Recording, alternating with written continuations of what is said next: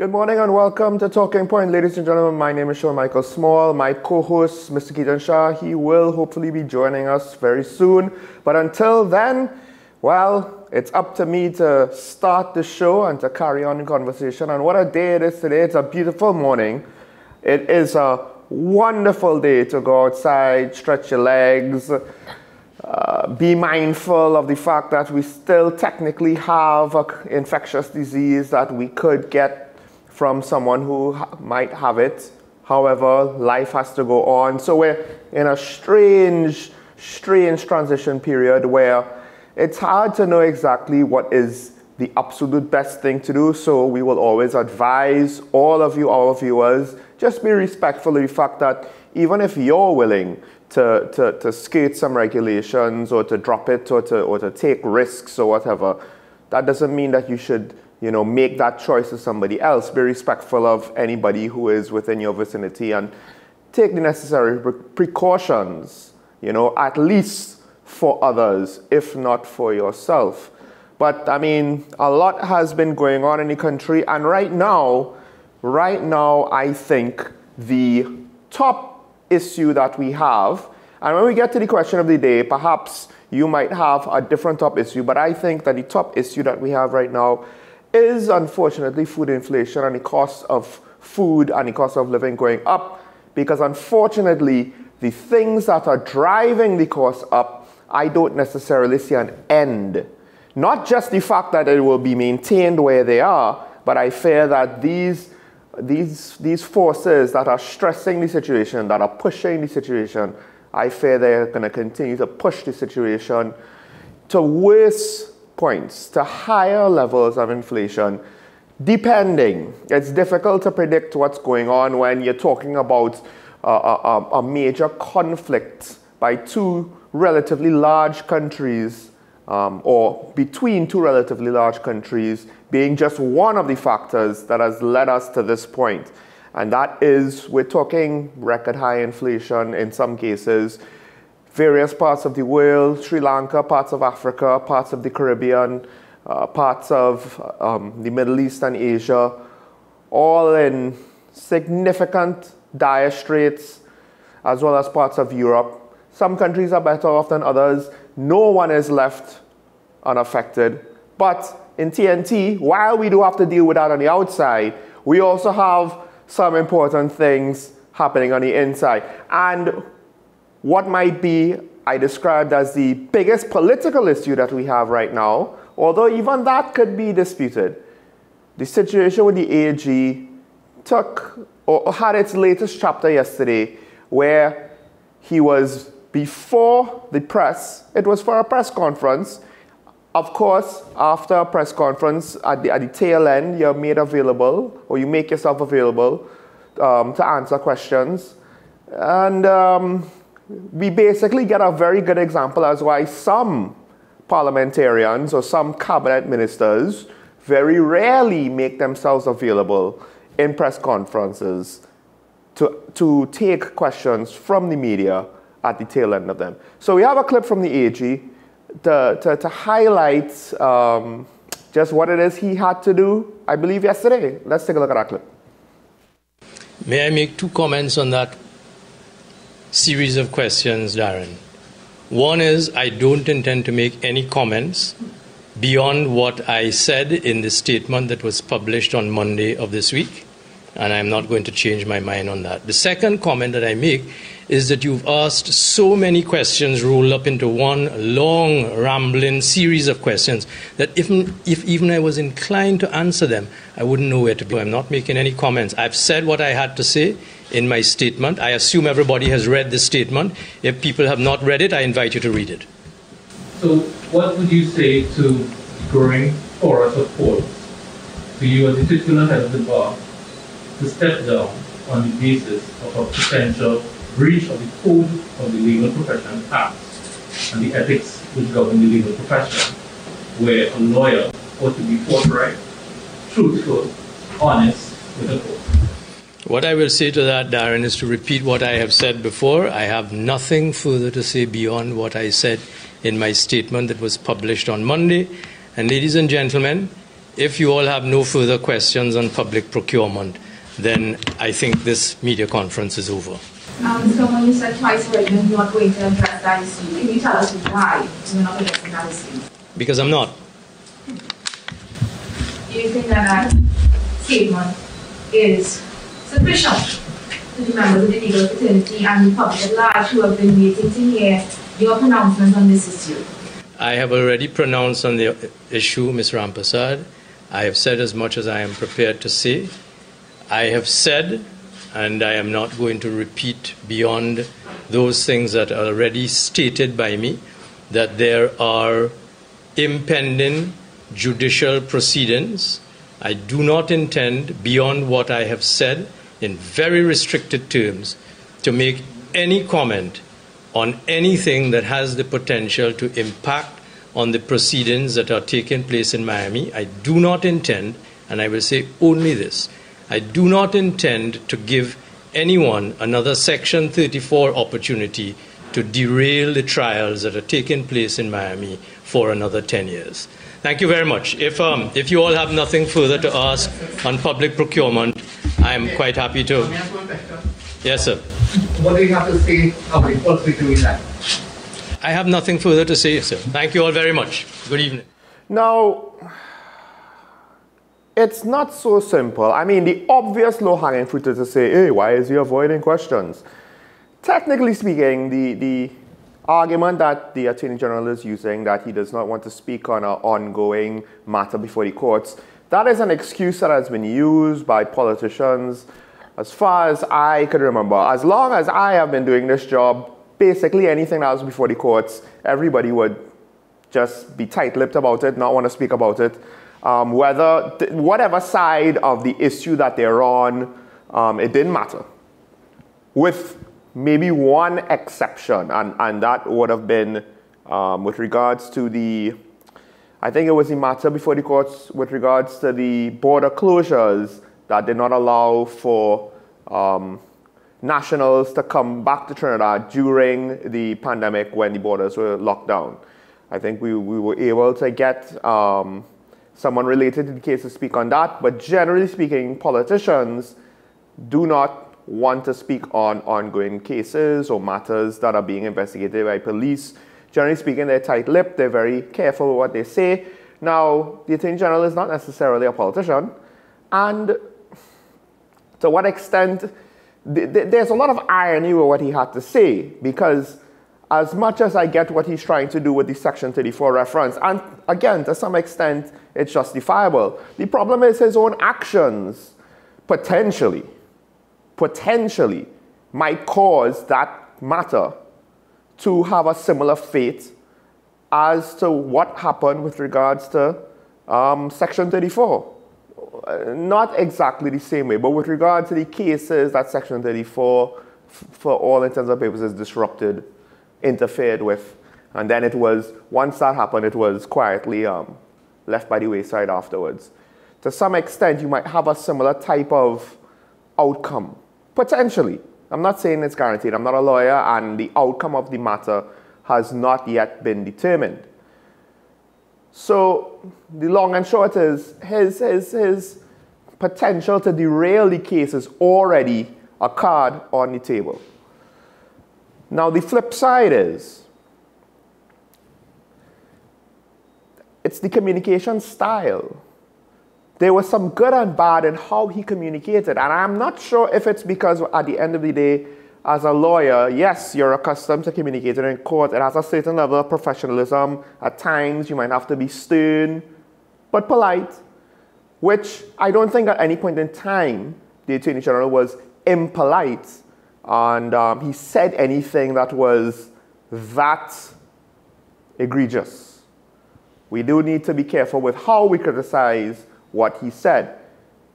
However, the questions that were pointed towards, and I guess you could say it might be the vulnerable spots in the Attorney General's position, because a lack of information, as we have said on this show, has left the population, the media, and the opposition and other political entities with the capacity to speculate, because that's all we have.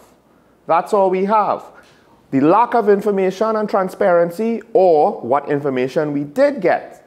The Attorney General is standing by a statement that I think a lot of people are finding unacceptable, insufficient. And he was asked that very question by one of the reporters: is your position sufficient? Is your explanation sufficient? Is your unwillingness to speak now to these questions? Because technically, the questions weren't necessarily directly about details of the case, right? So the first question there that we had on the video with regards to the ethical, moral code of law practitioners. And yes, it's directed at the AG, and I think he could have done a better job disarming the situation. And at the end of the day, which is ironic because I'm basically saying he could have done a better job to spin it.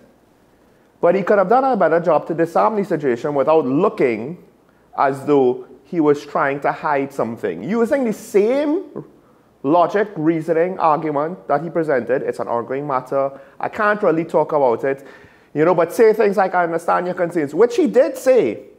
But I guess part of my sitting is how you package things. If with these questions, you reiterate that you understand the concerns, it's a valid question. However, I cannot speak necessarily to it because it might involve me talking about the details of an ongoing court matter that is of national importance. Something like that.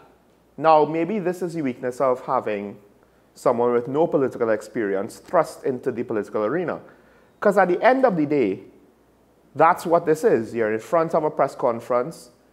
You're basically in the middle of a scandal. It is, for better or worse, a scandal of your own making, whether you realize it or not. And you can't get away from it. It's one thing if you had to answer for somebody else, but it's not about somebody else, it's about you.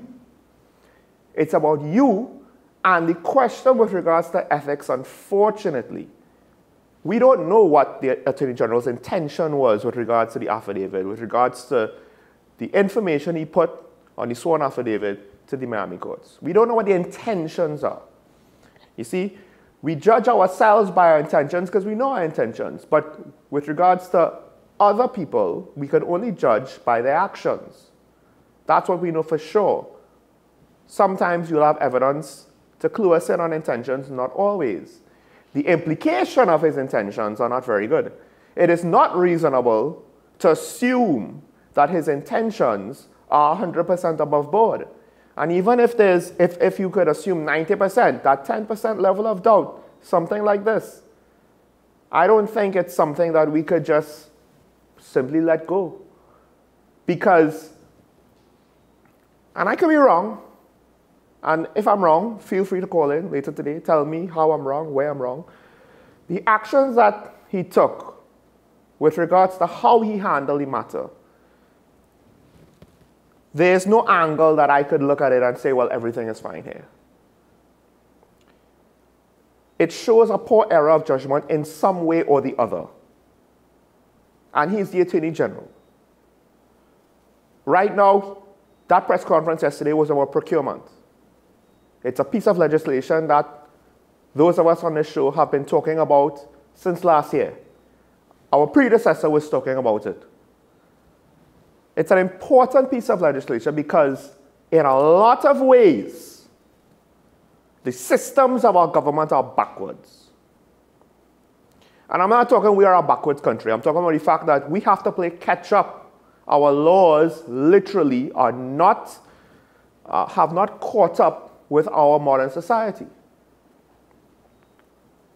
So we have to play catch up with them.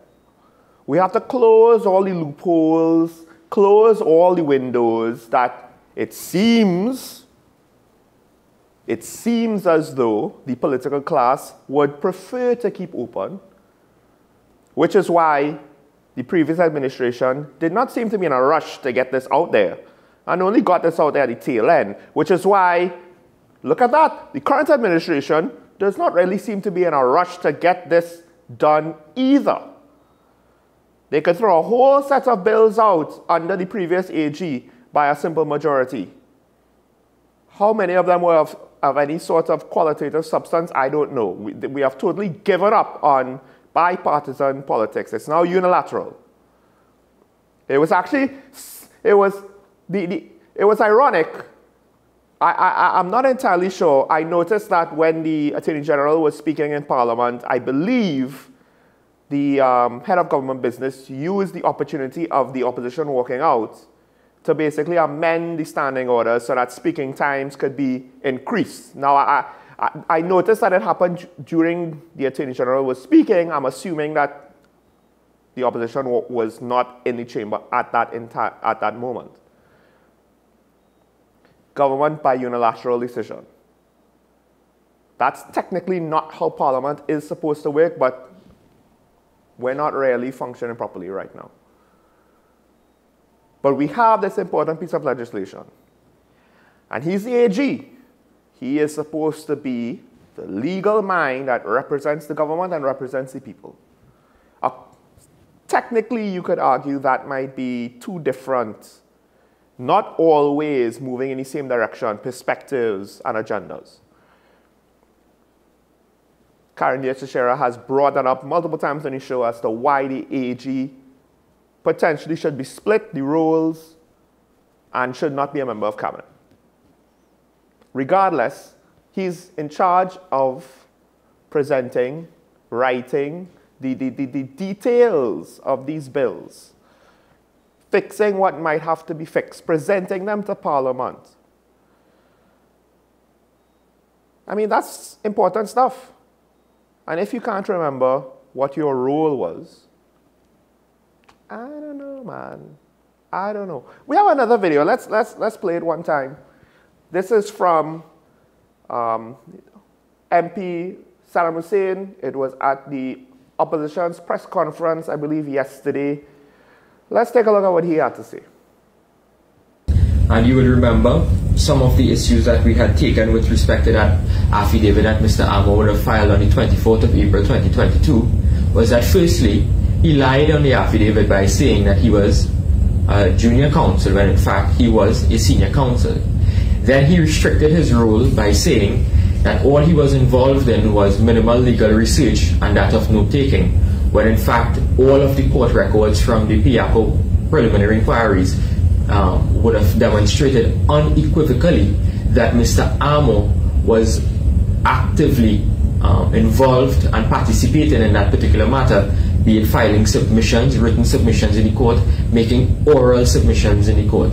So there was active participation by Mr. Amo in that particular preliminary inquiry, when he would have said that all he was restricted to was the legal research, minimal legal research, and that of note-taking. Then he said that he would have recused himself from the matter on becoming Attorney General. Well, there are about 11 instances in which Mr. Amo would have acted on behalf of the government of the Republic of Trinidad and Tobago as Attorney General while this matter was ongoing. So it is absolutely untrue to say that Mr. Amo would have recused himself from the particular matter, because there are a list or a host, a plethora of involvement with respect to the matter, from being given the status update on the matter, involved in the logistics of the matter, named persons to attend mediation, to attend the trial, the payment of legal fees, signing settlement agreements, liaising and speaking to the legal team, logistics from bringing witnesses from Trinidad to Miami, authorizing the dropping of claims brought by the government, submitting witness lists, and also swearing to an affidavit in this particular matter.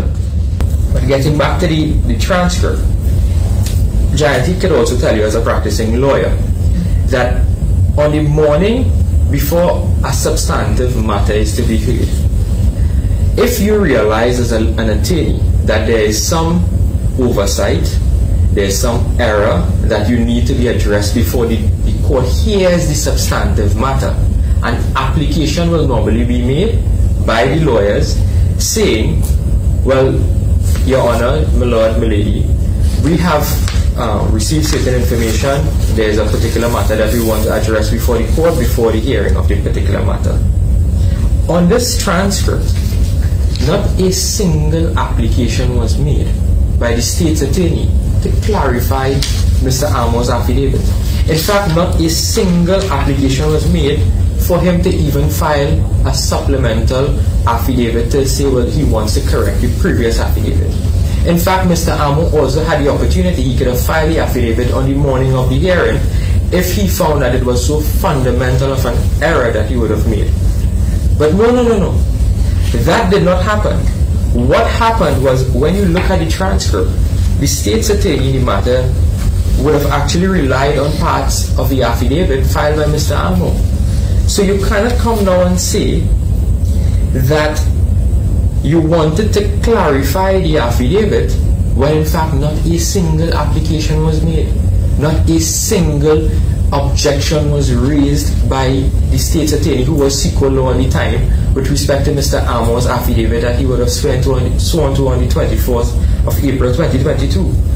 So that was the perspective of Member of Parliament for Samwan Barataria, Saddam Hussein, on the AG's actions with regards to what he did or did not do with his affidavit, which we went into some detail yesterday. That's more or less the written version of you giving sworn testimony in stand.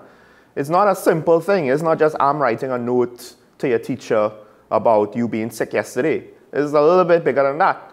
And I do wonder, as much as he has claimed that he recognizes it's a big issue, if he really appreciates that it's a big issue, or if he's just, well, has some other motive for trying to do his best to hold on to his position, whether it's professional, personal, what have you. Now, as promised, joining me, of course, is my co-host, the indomitable. Traffic is not going to hold him down, Mr. Keaton Shah. Good morning, Sean. Good morning, viewers. Apologies for my tardiness this morning. Thank you for holding down the fort. To be honest, I felt it. If I didn't mention it, and I think I forgot, but I felt this week traffic was just a bit worse overall, and I'm not entirely sure what it is. So it took me 2 hours to get to it this morning. Yeah. 2 hours. Yeah. And by the way, it doesn't normally take you 2 hours. The secondary issue with that is, of course, gas. But let's not get too much into that. The issue at hand now is with the Attorney General. And by the way, Saddam Hussein is the shadow Attorney General, right, the opposition. And what he stated yesterday was very important, because he also brought with him the transcripts from the court proceedings, which is very, very important in his argument. It's a direct rebuttal to what AG Amo would have stated when he made that entire release via the press the day before. Now, the only issue that I will take up with Saddam Hussein's argument is that whilst he has been clear and he's brought forward evidence to suggest that no effort was made at all, in fact, he's alleging that the state attorney at the time actually did not put forward or made any effort for an application to actually revise the sworn affidavit. The AG said the day before, which swings back in now to the AG's press conference following Saddam Hussein's revelations, in his statements that he tried. He said he wanted to, but it was too late. He wanted to, but it was too late. However, this is why the press conference yesterday did not make any sense. In fact, I don't even know if you could refer to it as a press conference. He was just being repetitive. That is AG Reginald Amor. However, listening to the details of Saddam Hussein, listening to how he phrased it and everything that he put forward, by no means necessary is it easy or is it believable to say that it was too late. So I want to get your reaction to the clip we have from the press conference. And bear in mind, it was technically to speak about procurement legislation, but not really offering anything new about. So yes, he was very redundant on both ends of his press conference. But too late, I don't know. There's something about our AG operating on Trinity time and our courts operating on Trinity time. If you have a parlor and you operate on Trinity time, that's fine. If you sell bacon shark at Maracas and you operate on Trinity time, that's fine. But according to Saddam Hussein's argument with the transcripts, according to the transcripts, no effort was made at all. So you can't say that it was too late. You said you were already disqualified from the courts. The judge already had a ruling. However, the state's attorney at the time did not make any effort. So, this is it's just hard to believe. So when the court disqualifies you and you say, well, because I'm disqualified, I recuse myself, it's almost like a prisoner saying, well, when the police catches a criminal, the criminal is like, well, yes, I surrendered. It's like, no, the police caught you. That's like somebody saying, I've been sentenced to 10 years in prison, so I decided myself to rehabilitate myself. Or I wasn't fired, I resigned. It's like, they were going to fire you. Like, who are you kidding? But you mentioned the press conference. I thought it was interesting, some of the questions that was leveled at the AG. And I don't know if maybe he was unprepared, because this is not necessarily something you see quite so directed at a politician. I'm not sure if I've seen something quite so directed at a cabinet minister and a member of parliament, quite like that. So let's run part of that clip again so my co-host could give us his reaction. Read it, I invite you to read it.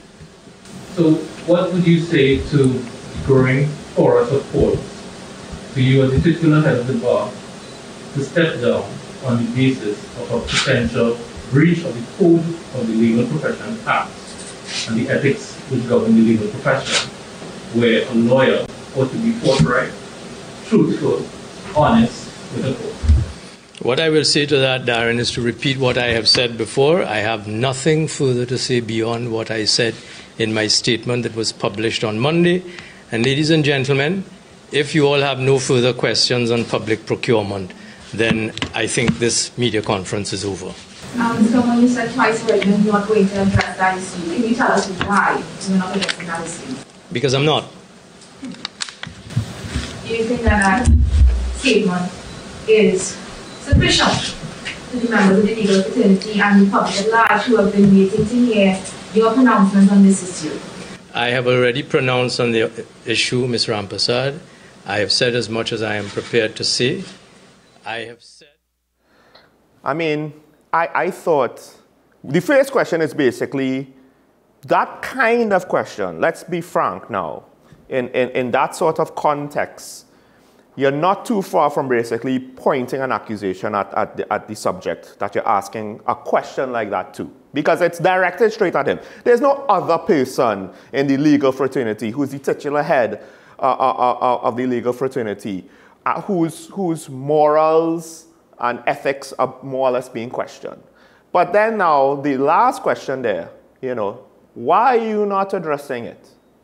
I mean, this is something that we have asked cabinet members and politicians, but cabinet members of the government particularly, why aren't you addressing these things properly?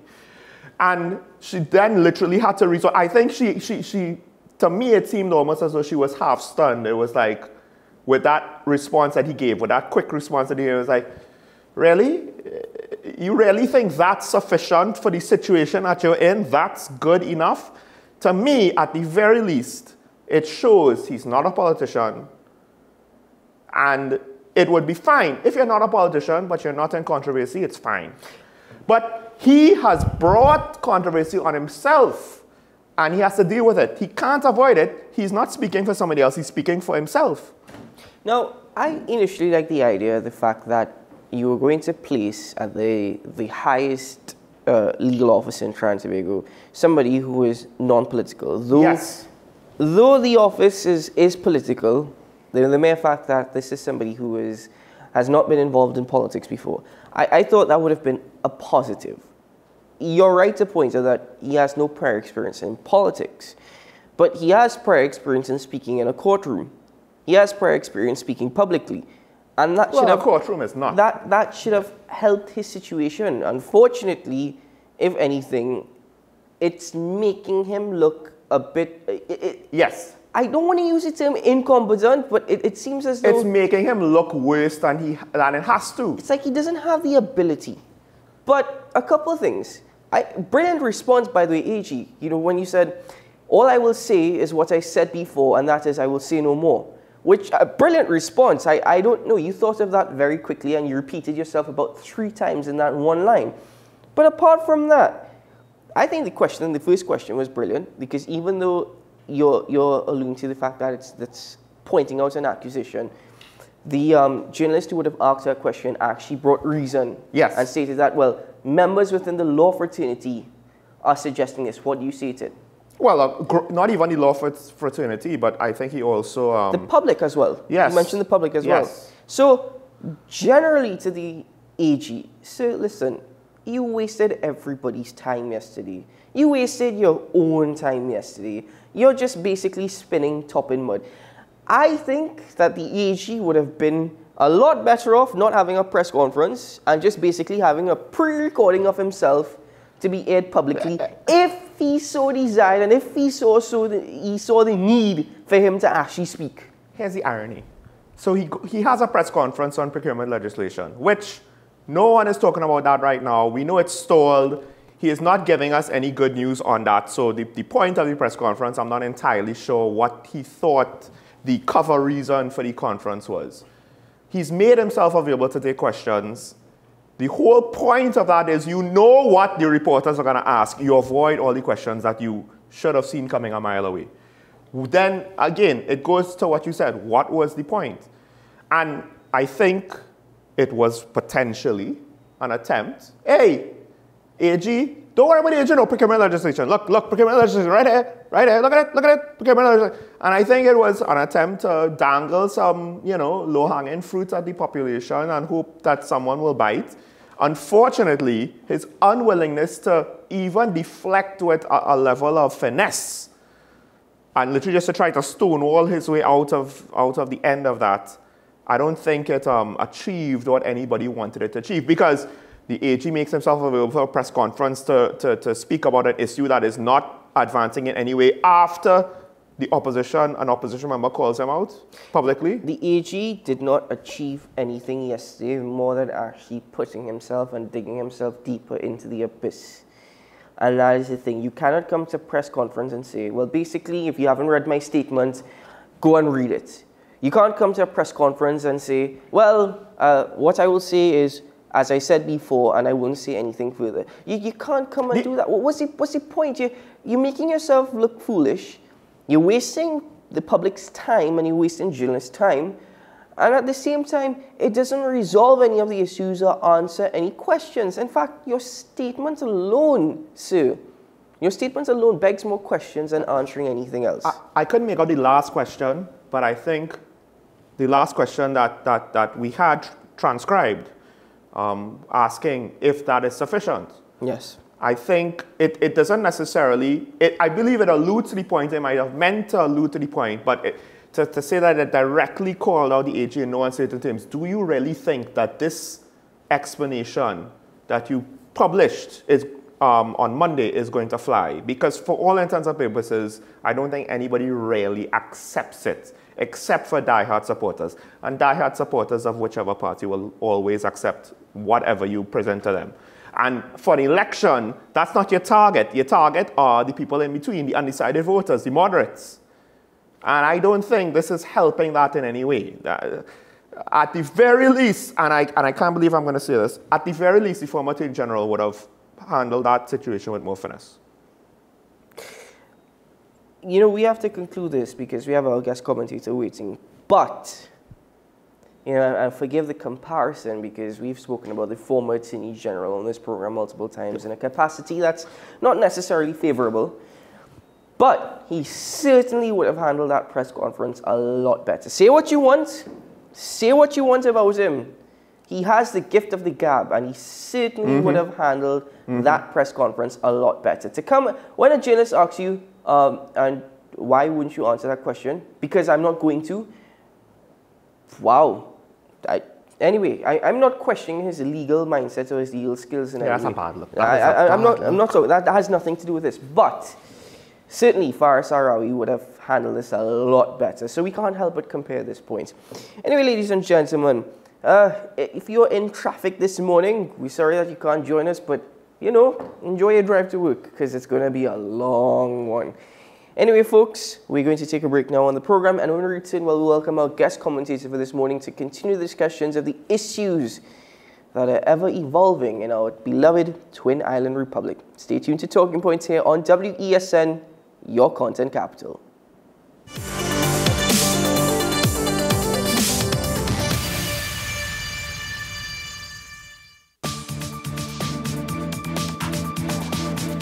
I am Rondell Donowa, attorney at law and host of Strictly Legal on WESN Content Capital. Strictly Legal is a legal program geared towards informing you, the public, of your legal rights, responsibilities, and remedies.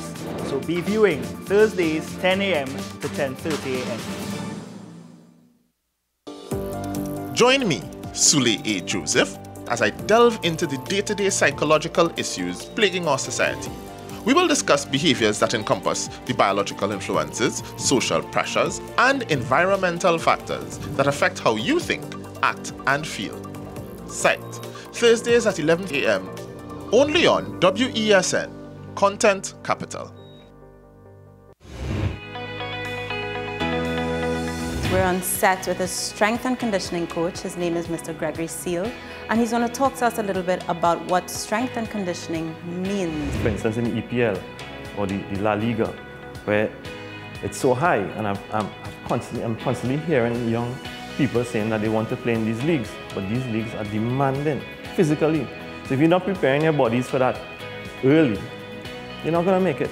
But we also use it as a form of fatigue monitoring. What's up, Doc? Tuesdays and Thursdays here on WESN, Content Capital. Is it politics? What is it? Is it that nobody cares about sports? The kind of support that sport used to get in the past is no longer here. The thing is, taking a knee doesn't mean that that's the only thing you're doing now, Andy. Right. Taking a knee along with other stuff. Samantha, what are you looking forward to when you return home to Trinidad and Tobago after winning the title?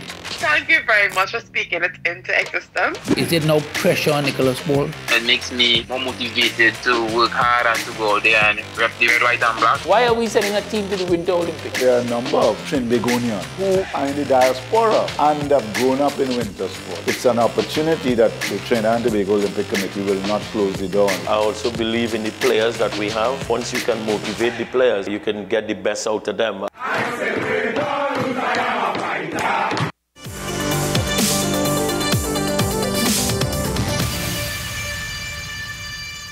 Welcome back to Talking Point here on WESN. Now, joining us via Zoom is our Thursday commentator. Pleased to have him with us once more, the Public Relations Officer of the Opposition United National Congress, Dr. Kirk Mayhew. Good morning, Dr. Mayhew, and welcome back to the program. Good morning to you and also to your viewers. It's a pleasure to be here. Well, we're very happy to have you with us once more, sir. We were discussing very briefly off air, and I'm glad that you raised this issue because it goes back into the conversation of governance. It goes back into the conversation of where we left off last week in terms of the hirings and firings, and that is former central bank governor Jayawala Ramcharan actually won his case yesterday against his unjust dismissal versus the Minister of Finance, Colm Imbers. Now, the judge actually ruled that his dismissal was illegal, null and void, and unjust, and he did not have a fair hearing before he was actually dismissed. Now, even though it's been deemed illegal, the Minister of Finance will face no repercussions. In fact, the state now has to pay compensation to Jayawala Ramcharan in terms of his salary and all of his benefits from 2015 to 2017, which was the end of his contract, as well as pay other legal fees that is in the requirements of a senior counsel. Once more, the state has to fork out money, which is not something that is only for this particular government. This government's gone by, but again, we're speaking about hirings and firings and how political interference does not actually always give us the best ending. Yeah, absolutely. This speaks to so many issues. I mean, it is an injustice to the individual, which is important because, justice has to be shown to individuals and cases are done on an individual basis. But this has so many implications. Remember, the issue that he was fired over, or the straw that apparently broke the camel's back, if you want to put it that way, was when he released who was getting foreign exchange because of the foreign exchange crisis that only came about when the PNM came in government. And no other Caribbean island has this kind of foreign exchange restrictions. This is like worse than the 1980s, when we used to have all these restrictions. So by being transparent, that was the ultimate offense for Colm Imbert, who then violated the Constitution, really. I mean, so he didn't respect the rights of Jwala Rambaran as an employee of the state. But it's more than that. These are our independent institutions. And just as Keith Rowley has breached the Constitution, and David Nackett, Senator Nackett, has written the DPP 7 times already, not even received an acknowledgement to investigate that, right? So here is another independent institution, not the Police Service Commission, but now the governor of the central bank, perhaps the most important, or one of the most important, along with the Minister of Finance, economic persons. And the Constitution was designed, just like with the police service, to have this independent of political interference, because there are some things that need this insulation from the hustle and bustle of politics. And I say that as a politician. There are some things that need to be, away from that. The politicians cannot have and should not have their fingers in everything. But that's not the PNM philosophy. And as you say, there's going to be no repercussion. And that is a fault of the Constitution. So what does that do? That leaves us as the opposition now. We cannot allow, we have no mechanism in the Constitution or in the law as such to automatically kick in, to make, the individual ministers liable or anything like that. So what do we have to do? So there are no constitutional avenues, there are no real legal avenues. It's politics. So we have to make a political issue of it again. And, something, frankly, sometimes you get tired of having to make all these issues political. But it's because of the weakness of our Constitution and legal system that we have to do so, because we do have to have accountability. Well, Dr. Mayhew, so multiple points. First, I think what you said about independent institutions, very important. Very important. We have brought up the Police Service Commission multiple times, as well as I think just service commissions in general. The implications with regards to what happened late last year is still hanging over the country. Now, with that said, I think a couple areas I disagree. One, with regards to the foreign exchange situation at the time, I don't think it's quite as bad as the 1980s. We still could operate with foreign brands and imports. Maybe too much of it is being allowed. Unfortunately, I have to say it like that, or at least ask the question. And I think, ultimately speaking, for the incoming administration, I'm not going to necessarily put all that responsibility on them when there were other factors into play. Then, now is now, then is then. Now, with that said, I do, however, want to really push back in a philosophical way your point on the no repercussions. I get what you're saying, but I do think, however, that while it would be nice to maybe have these things spelled out, it gets really tricky to try to have a law for every situation to try to govern all of these things. And I think it really speaks, the issue really is how our political conversations and our political business is conducted, where you could have what could be a career-ending scandal in the UK essentially happen in Trinidad, and the public doesn't really respond to it for various reasons. The supporters will always support, and the people, the undecided voters, will say, well, nothing ever comes of it, so why bother? And issues are brought up, to be fair, that the opposition brings up, and we don't really have the traction always with the voters to really say, this can't stand, this has to change. Yeah. Yeah, I mean, so the 2 points, let's say the 1980s issue, okay. Upon reflection on the data, yes, we don't have a negative list right now.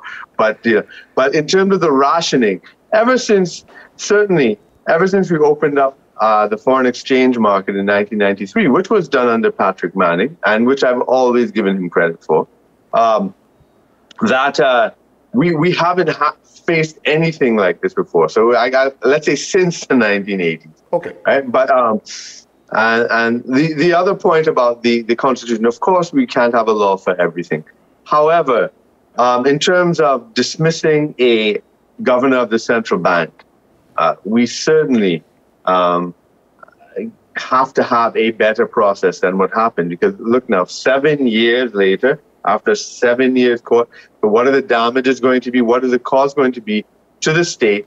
And I mean, Dwala Rambaran he foresaw the foreign exchange crisis, and even though the last administration, the PP administration, left the highest amount of foreign exchange reserves ever in history, right? So it's not that things were drained at that time. Our reserves were the highest ever. So it really was his projection into the future. But when the PNM don't like a nominee or someone who is head of an institution, let me tell you, whenever the UNC has had to come into government, there are many heads of the public service, of the the service commissions, of many institutions who are not and have not been UNC friendly. And the UNC has not gone to dismantle this. But the PNM, on the other hand, that is what they do. They undermine these institutions, and it's very, very, very frustrating. And where there should be a sort of procedural, as you rightly say, we can't have a law for everything, but there should be some sort of procedural law so that you don't have to politicize basic things. These are basic things, and it's kind of like we have to politically keep returning to basic principles every time something. Every time we see this violation, because the population has been so sort of accustomed to be abused that they just kind of brush it off, say, oh, again. But Dr. Mayo, but we should have this righteous indignation every time. Dr. Mayo, I hear you, and I very much agree with your arguments, especially in terms of political interference and the appointments of individuals. Even in the fact that central bank is supposed to be autonomous to government. In fact, central bank should be advising government, and central bank should not have anybody who is politically affiliated at the helm of it. Regardless of such, the argument will be made, and let's now speak about public perception. The argument will be made, well, this spat is, again, UNC versus PNM, because Dwala Rambaran was appointed under the People's Partnership government. And whilst I hear your argument and agree with it, the other aspect of it is if we're looking at political appointments, governments in the past, the People's Partnership included, as well as governments present, the People's National Movement, and governments to come, the issue has always been the political appointments to state boards. Mm-hmm. So whilst I think that what you're saying is idealistic, can we really say that this is not going to happen again in future, even with a change in government? Yeah, well, that's an important point, and again, it's a constitutional issue. For instance, let me just, if we're getting philosophical here, let's step back to the framing of a constitution, and let's compare the UK and the US, mm-hmm. because these are our two models that we can juxtapose interestingly, and we kind of more follow the UK idea, which is that there's something called independence, and there are independent people who will sit at the head of these independent institutions, and we can trust them to be independent. Right? In the UK, that's even a shaky concept. In a small society where everybody knows everybody, especially as you get to the higher circles, mm-hmm. It is really hard to maintain that fiction, if you want to put it that way. The US, on the other hand, they have a system of checks and balances. So it's not that they believe anybody's independent, but the opposition is, so the Democrats appoint some people and the Republicans appoint other people, and they watch each other, mm-hmm. right? So if we were to reform the state boards and state board appointments, ideas like that are, I think, very important to consider. Should we have opposition members mandated to be on certain state boards as well as government members, so that you have the watching occurring there, at the board level. I think that is something very important. I think there should be an opposition member on the board that will keep you on your toes and help to maintain a sort of independence, rather than letting it slip out, let a leak happen, and let it go to court and etc. So this is again a framing issue, and once you allow partisanship to enter into a situation as you frame it, it will. That's just the nature of the beast. I think I've actually brought this up before, and that is by allowing the opposition to sit on certain things. What is usually the case or the argument in some instances? Well, national security, we can't give out this, we can't give out that to the public, it's secret, we have to keep it from the public. And I brought up that the opposition should have members involved in whatever committee or whatever entity. And then those opposition members know, hey, I can't talk about it to the public either. But what I can say is, if I agree things are going okay, or if I think things are not going okay, and at the very least I could say, hey, red flag, things are not great here. Without going into the details of, well, this police officer did this, and this politician did that, and so on. Well, so it gives transparency to the nation in a way that we don't have right now. Which I agree with. But then the other aspect of this entire conversation... Yes, there's a con. Is the state now having to compensate for one individual's wrongdoing? Because this is directly aimed at the Minister of Finance, Colm Imbert. This is not aimed at the office of the Minister of Finance, and this is not aimed necessarily at the Prime Minister or whatnot. This is aimed directly at Colm Imbert. He was mentioned in the lawsuit. It was against Colm Imbert. The issue now is, again, we have to be very fair. We have to look at governments past, present, and in future. In instances like this, when it is deemed that the act was illegal and unjust, should the state, which at the end of the day would be taxpayers' dollars, should the state be paying the compensation, or should there be some method or protocol in which the individual, such as the minister, pays the payout, what is deemed as compensation for unjust actions? Yeah, that's a very important point. And let's take the parallel with companies in the private sector, right? There are some times that board members can be personally liable, right? Or sometimes, a CEO or something. There are some times where the person is acting on behalf of the business, so the business and the corporation pays it out. But there are times when actors are individually liable. We don't have cases like that in our government. Now, the last PP administration tried to make certain individuals personally accountable. And one was with the World GTL scandal, which resembles one of the issues that I was that I proposed to talk about. But political events, I know, have been rushing fast and furious, which was the Quantum LLC thing, because that reminds us very much of the World GTL, which cost us billions of dollars and was instrumental in the excuses given to close down Petroshin. Dr. Mayhew.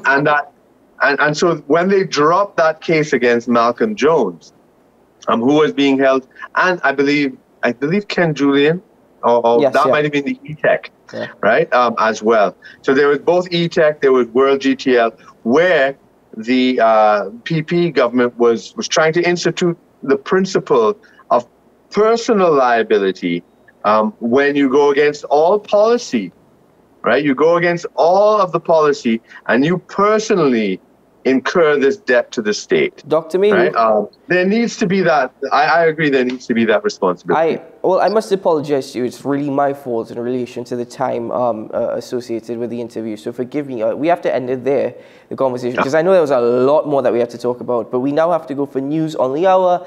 And when we return, ladies and gentlemen, we'll continue the conversations. Thank you, Dr. Mayhew. Thank you, Dr. Mayhew.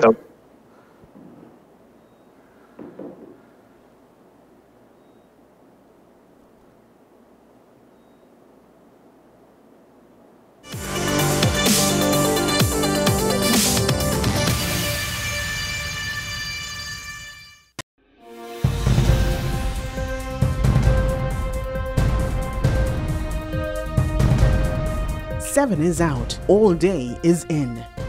WESN News on the hour.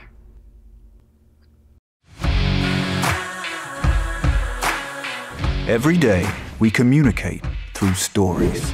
Stories of ourselves, our challenges, our goals, our experiences, and our aspirations.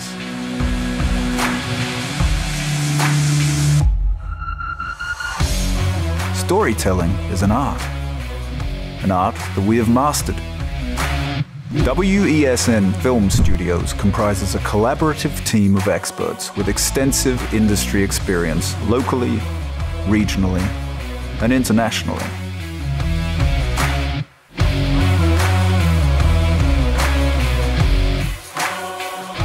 The ability of your business to successfully communicate with your preferred audience depends on the strength of the stories you tell. Your vision should be communicated in a high-quality, professional, and creative way.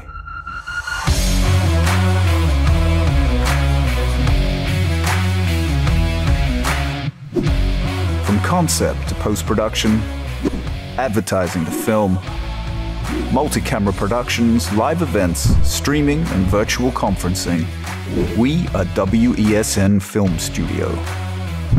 Let your own unique voice be heard and your vision realized. Call us today at 628-5835 for your next production.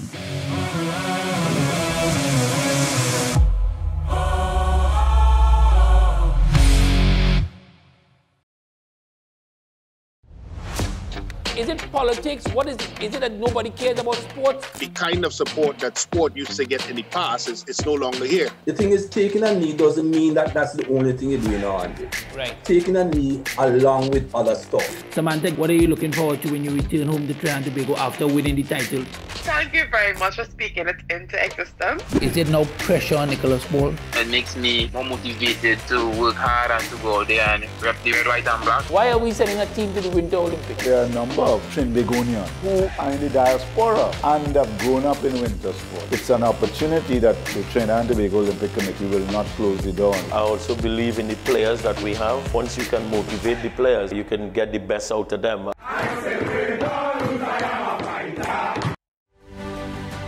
AM Prime on WESN, the only place from 6 to 7:30 a.m. where you can get the most analytical and thorough interviews and regional reports. The Barbados Labour Party, led by the Prime Minister Mia Amor-Motley, once again able to achieve a clean sweep in yesterday's general election. I think a lot of people have underestimated the power of Tobago nationalism. If the government is afraid to say it, I, Martin George, I am saying it this morning on your show, Andy, there will be no carnival before Ash Wednesday. Grab a cup of coffee and start your day right watching AM Prime with Andy Johnson weekdays from 6 a.m. only on your content capital, WESN. Let your voice be heard. Call Madam Fix-It on WESN, the only place that effectively helps you with your woes. Having problems getting onto government agencies, water woes, NIS and pension problems, potholes, and much, much more. Call me, Madam Fix-It, every Monday, Wednesday, and Friday, right here on WESN. Let me fix it for you. Burning questions, urgent topics. Welcome back to One-on-One, the show where we tackle the most current and pertinent subjects that are affecting all citizens, where we ask the hard questions and have in-depth conversations. What separates One-on-One from other talk shows is that the conversation stems from a younger perspective on topics that affect the fabric of our society. One-on-One, Wednesdays at 10 a.m. on WESN Content Capital. Join me, Sule A. Joseph, as I delve into the day-to-day psychological issues plaguing our society. We will discuss behaviors that encompass the biological influences, social pressures, and environmental factors that affect how you think, act, and feel. Sight, Thursdays at 11 a.m. only on WESN Content Capital.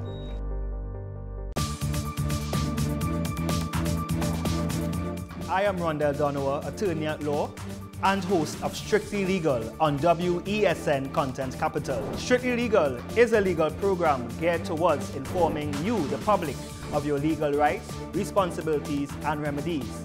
So be viewing Thursdays 10 a.m. to 10:30 a.m.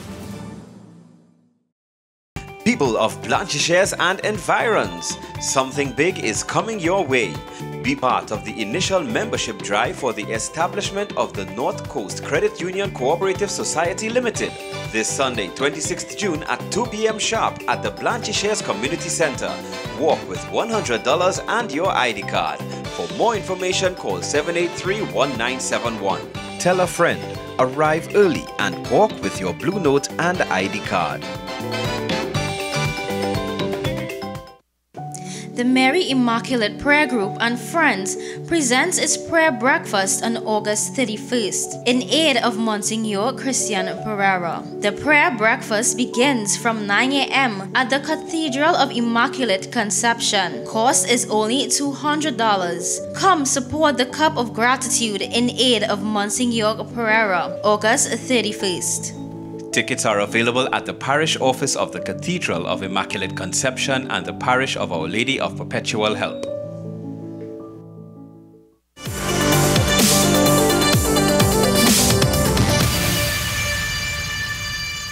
Welcome back to Talking Point here on WSN, the content capital. Now, Dr. Kirk Mayhew has agreed to stay with us this morning and to take questions from the public. So I think it's great. First of all, we had Inspector Ashraf Ali of the TTPS doing that on Tuesday. And now we have Dr. Kirk Mayhew agreeing to do that with us this morning. So we're grateful. Callers, call in and you can ask him a question. But we actually have a question to ask you. Sean Michael Small, the question of the day. So this came about because I am curious. We have so many issues being thrown at the population. I want to hear from the viewers. What do you think is the most important one right now? Is it the situation going on with the allegations of plagiarism by a government minister? Is it the situation going on with inflation? Is it the situation going on with the AG? I think different perspectives can all be valid. Just give us your reasoning.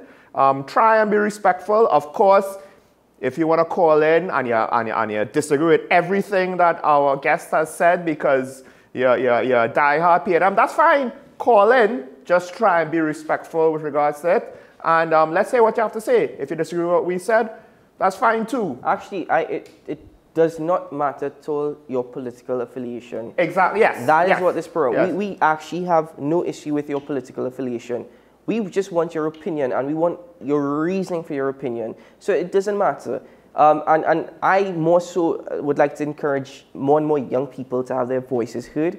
At one point in time, we had 2 callers, I believe one graduate from San Juan, and 1 university student from Chaguanas used to call, and we haven't heard from you in a while. But I want to see more and more young people because it's tough. But we have a call on the line with us from Diego Martin joining us. Good morning, caller. Good morning, Mr. Shah and Mr. Paul. Good morning. Morning. You mentioned 2 issues, but did have a third. But I will answer your 2 issues. I think the Attorney General, the titular head of the Law Association, etc., is most critical for us. Now, the other issue that I want to raise is the behavior and the governance model of leaders in our country. And I want to focus on the President's office. In the Jalala Rambaran issue, did Justice Acting President Kangaroo vet everything that Colin Imbu passed on to her before she took action?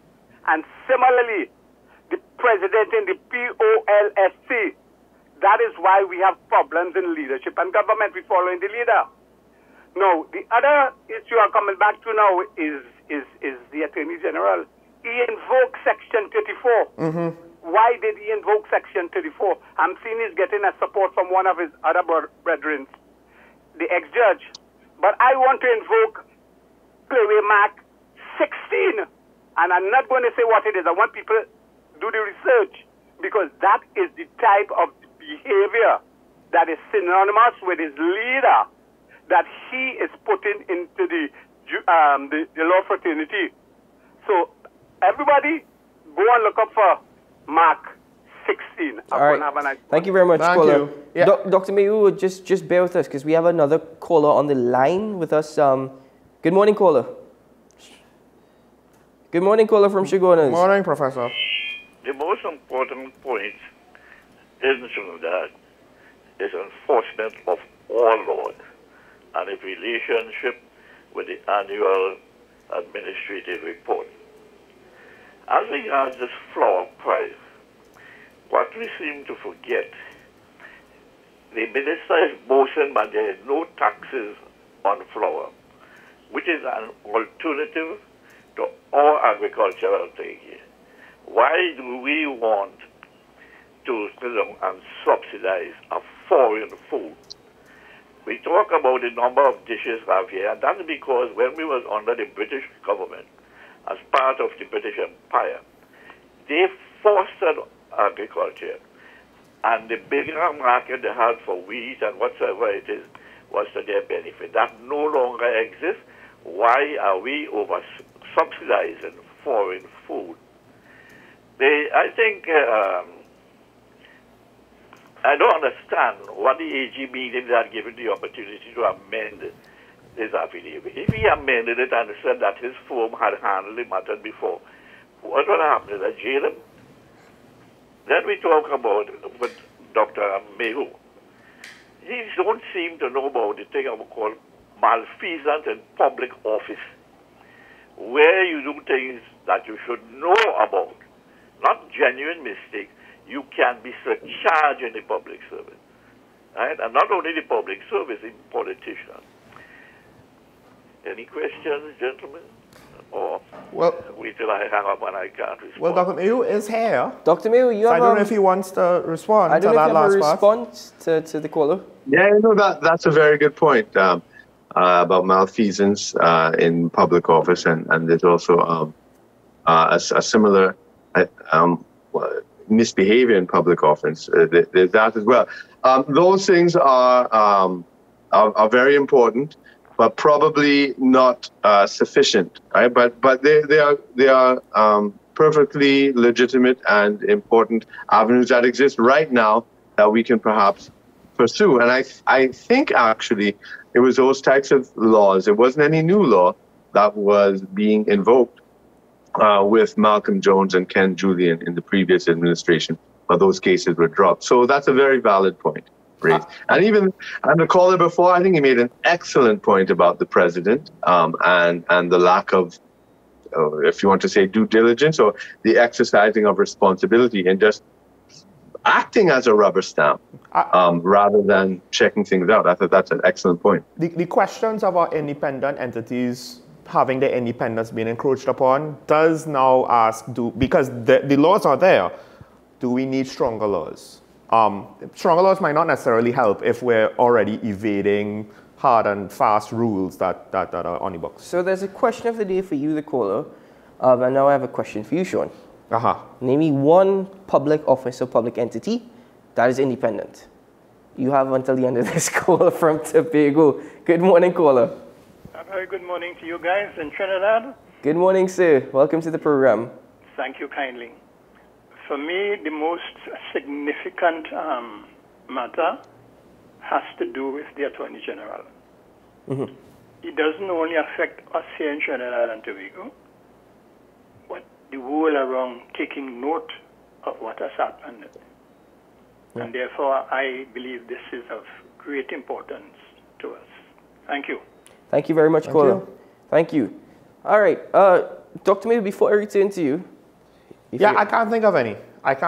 And it's more complicated now because, as we said, I'm going to give the government a little bit of a pass with regards to resources and revenue is not able to meet with the demands of the various entities.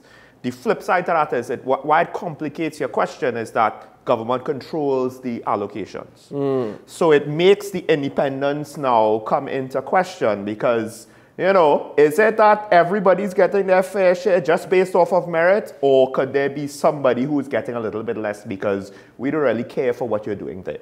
Well, we have a caller on the line with us from San Fernando, and then we return to Dr. Mayhew. Good morning, caller. Gentlemen. Good morning. Good morning. Welcome back. Yeah, thanks. I listened to the Attorney General. I saw the statement that he had released a couple of weeks ago, his written statement. Mm-hmm. Now, when the attorneys for the government in Miami sent this affidavit for him to sign, which he was traveling and he was busy and all of that. Attorneys don't just do an affidavit and send for you to sign. No, he would have had conversations, the Attorney General's office, and the Attorney General would have had conversations with them before they penned that document to send to him, which he then signed. He is being disingenuous. Yeah. This is Reginald Armour, you know. This is not as we would say, he's no Bush lawyer. Yes. This is not a Bush lawyer. So he needs to take a walk, or I suppose he's waiting for the Prime Minister to come back before he demits office, but he needs to take a walk, firstly. Secondly, the issue with Joella Rambaran, and I directing this to Dr. Mayhew. You know, Joella Rambaran was behaving as a proxy to the previous administration when they got rid of him. That is how his behavior was, in my opinion, and a lot of other people's opinion. And while I at the time knew what the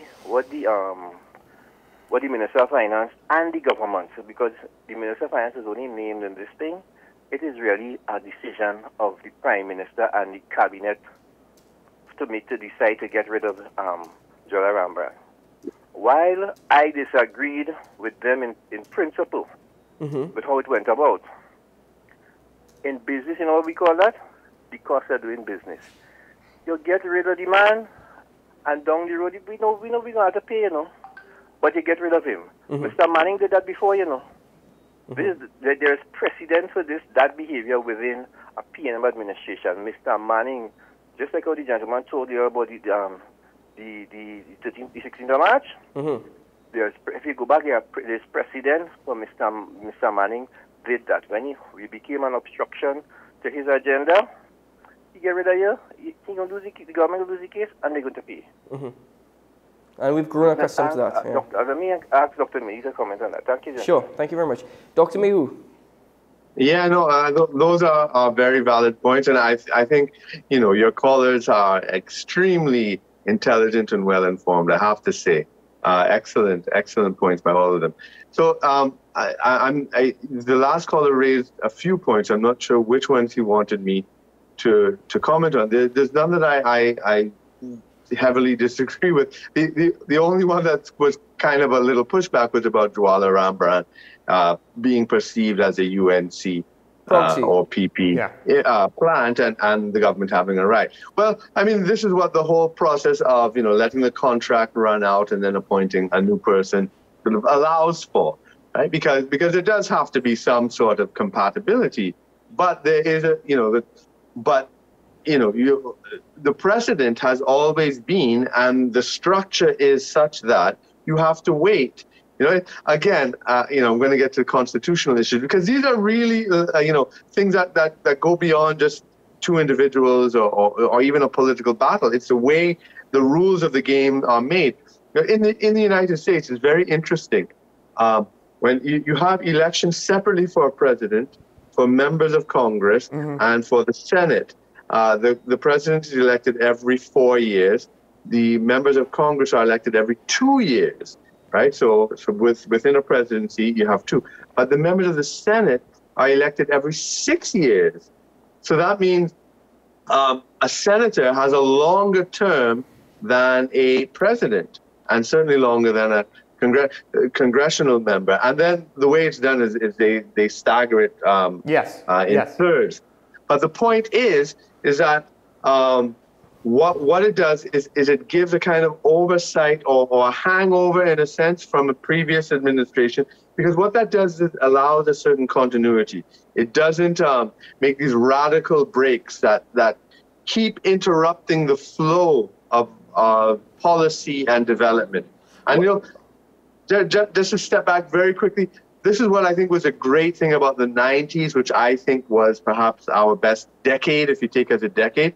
When we transitioned from one administration to another, there were not these violent shifts that you stop the laptops or you stop the crime programs or you stop the Atlantic LNG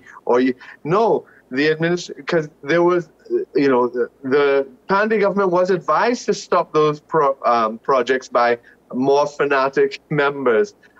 But no, they kept with it, and that led to prosperity, unprecedented, I would say, growth and prosperity in the 1990s. Well, and we need to have that continuity as well, and that's what that provision is there for. So, not to agree with you on everything with regards to the American model, because I do feel as though there is a phenomenon with the congressional members in the United States where they spend more time fundraising because they have elections every 2 years than actually being congressional members passing legislation. Now, with that said, there are things we could learn, and again, separating the executive from the legislature, I think, is the basic biggest one. But I do have a comment on the Jawala Rambaran case from our senior colleague, Mr. Andy Johnson. So he just messaged me, and in his perspective, one of the real issues in that situation was the fact that they bypassed the president, whom they did not appoint, and used the acting president in order to move against Mr. Rambaran, which he has some serious issues with. And with regards to the what it cost the states, it's a breach of contract. So he believes that how they moved, they knew what they were doing. They did not care about the cost. No. Listen, at no point in time did they not know what they were doing, Yeah. They were very much well aware of what they were doing. But this is what the caller from San Fernando pointed out. It is the cost of doing business. That is the mindset that governments in the past and present have. It's the cost of doing business. We're very much well aware of what we're going to do. We know that as individuals, as ministers, we know that we are cushioned and we are not necessarily immune, but at the end of the day, it's not coming out of our pockets. We're still going to collect our salary at the end of the month. And listen, this is a court case that's probably going to take 6-10 years plus. We might not even be in active politics then, so who really cares? So here's the thing though. We could say, well, hey, that's bad. Even if he was an appointee of the previous administration, that means he should be independent of the current administration. Well, it kind of works the other way as well. He could have an agenda, or he could just be an independent operator. We will never know because he was removed, right? Ultimately speaking, we will never know how he would have acted. Having a law to protect against one or the other, unfortunately, is a little bit mutually exclusive. We can't do both. We can't have a law to try and keep them so that we could retain independence, but then have them easy to remove in case they have an agenda that is against the public interest. So it's a catch-22. These precedents and these arguments that are set will have an effect on administrations down the line. And I think that's one of the reasons why most of the time politicians are very reluctant to try to fix anything. And usually people who advocate for fixes, Dr. Mehu, I apologize if I'm throwing you in any hot water. People who advocate for fixes tend to not be popular, at least with politicians who want to keep the loopholes. Well, Dr. So the question is, who wants to keep the loopholes? Before you respond to my colleague, we have the final caller for this morning from Barataria. Good morning, caller. Good morning, sir. Good morning. I just want to ask a question. Sure. Who was the governor after Mr. Rambaran? Okay, I believe it's the Central Bank. I think it's Mr. Saint Hilaire. He was governor. It wasn't the guy who is in charge of the present government at the moment. Sorry? Hello? No, it's Sinclair. Hello? Hello? Yeah, I'm calling. I just wanted to find out who was the governor after Rambaran. I may be wrong as you pointed out, but I believe it was Mr. Alvin Saint Hilaire. No, I think it had one before Sinclair. There might have been one before. All right. Well, I'll double check that for you, caller, but thank you. Thanks. Thank you. So, Dr. Rambaran, I'm just going to check that very quickly, but if you want to now respond, because we have about 5 minutes left. Sorry, Dr. Mehu, my apologies. Yes. You might be compromising Mr. Rambaran there. But yeah. Certainly. What was the last point we were talking about? The the catch-22. That's what Sean was talking about. And I mean, and you're right. And I think our current situation, is the best compromise. So you keep the last appointee until the end of the contract, and then at the end of the contract, you are under no obligation to renew the contract, and you can put in your own person. So that I think that's sort of the best compromise situation. And had they just followed it, they could have done so. But their zeal to control everything, to undermine everything, it's so dangerous. Because we already have these provisions in the Constitution to line things up. But have a little patience, have a little decorum, have a little. But this administration has none. And the Attorney General's press conference yesterday, I think, was an illustration vivid to the entire population. Well, I think they were shocked by it. While I wouldn't necessarily agree with you with regards to they have a zeal to control everything, I will agree with that statement applied to messaging. Because we know that public servants have gag orders. Like, it seems as though across the board, it's very difficult to find anybody, even to speak as a technical expert, because they're working within a government institution or ministry, and such, they don't want to risk losing a job. We don't even want, like, any scandalous thing. We just want, how does this work? How, this function, your aspect of your job, just explain to people. That's difficult. However, at least the TTPS has been moving to improve their ability independent of any other entity that I've seen. They've been trying. They might be the most independent entity right now. You think so, huh? If you say so. Communication-wise. Okay. And if you think they're not independent, I'm saying that they could be not independent and still be the most independent entity right now. I think that's the better way of phrasing it. That's so, That is the better way of phrasing it. But the least unindependent. Very quickly, caller from Barataria, I was correct. I said St. Hilaire. It's actually not St. Hilaire, it's Hilaire, but it is Alvin Hilaire. He is, from 2015 till present, he has been the central bank governor. So I think they renewed him. Yeah, that's the in thing. 2020, they renewed him for a further 3 years. But that's all the time we have for this morning's program. Dr. Mayhew, thank you very much for staying with us and taking questions from our callers and answering them. And we appreciate your time, and we look forward to your commentary again next week, Thursday. It's been a pleasure. I look forward to it. Thank you very much, sir. All the very best. Well, Sean Michael Small, thank you very much again for holding on the fort at the beginning of the show. Yep. I mean, it was fun. It was fun. Not for me, sitting in that horrible, horrible traffic. 2 hours, man. I mean, it could be worse. You could have had reporters asking you about your ethics and... Oh, wait. No, that's not me. Yeah. I had no problems getting my degree. Anyway, folks, that's all the time we have. We wish you all the very best. Have a great day. Be safe. Keep well. Remember, today's a good day to have a good day. We'll see you again tomorrow morning. Bye-bye.